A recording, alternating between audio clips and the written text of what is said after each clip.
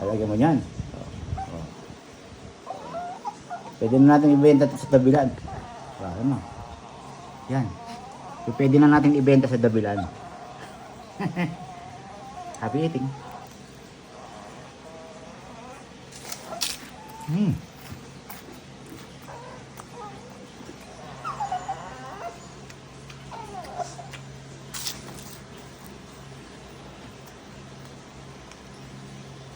Panalo. Today, we will make, ano gagawin natin? Lumpia. Lumpia. Lumpia na mukhang Shanghai. Lumpia. Shanghai. Lumpia. Yan po yung magiging ulam namin today. It's like Shanghai, Daddy. Wala. Wala na kami maulam.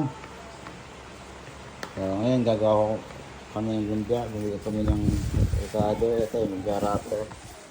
Ito anong rekado naman dito? Giniling na manok, carrots, and cabbage. Oh, yan. Yung manok, carrots, at saka repolyo. Okay. Ngayon, pakita sa inyo kung gano'n nakadami nagagawa namin. Hindi po namin ito bibenta for consumption lang po ito. Ngayon, sample ng pag ilagay niya ng palaman. Luto naman na yan, so okay lang kahit ang kapal.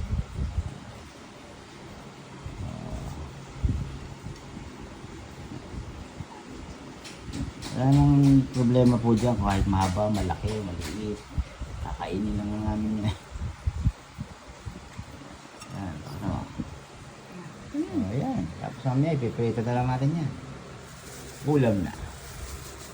Gusto ng mga bata ito. Tatrayin sa mga anak nyo.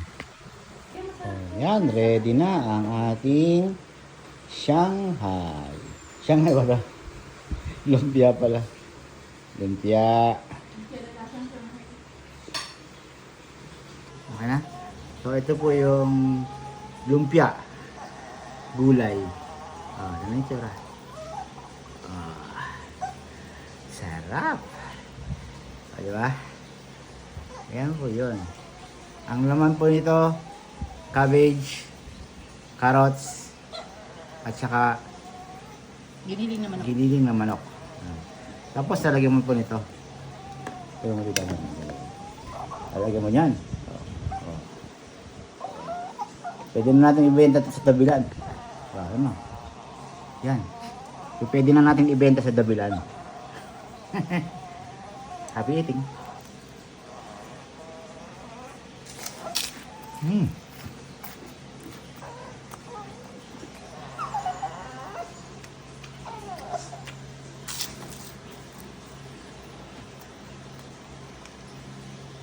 Panalo.